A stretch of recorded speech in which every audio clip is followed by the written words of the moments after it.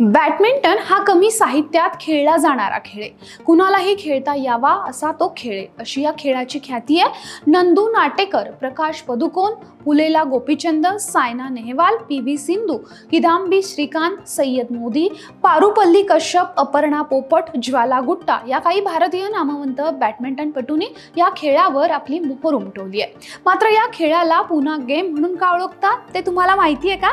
1860 सालच्या सुमारास भारतात पुण्यात कार्यरत असलेल्या ब्रिटिश सैनिकांची इथं शतकानुशतकं खेळल्या जाणाऱ्या बॅडमिंटन खेळाला भारतीय प्रकाराच्या खेळाशी ओळख झाली।